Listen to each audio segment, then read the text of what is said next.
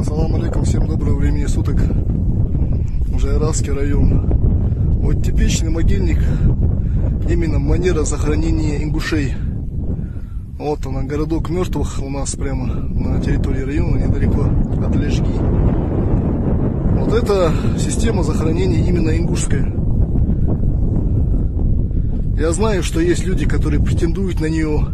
На их территориях остались такие же ингушские могильники. Сегодня этим могильникам составлены целые сказочные истории, несуществующие. А реальная история, она здесь, в горах. Несколько, я не знаю, может быть даже тысячи таких могильников, в том числе и целых городков. На территории башенного комплекса Тальгим, Эгикал, самые доступные, Эрзи и других.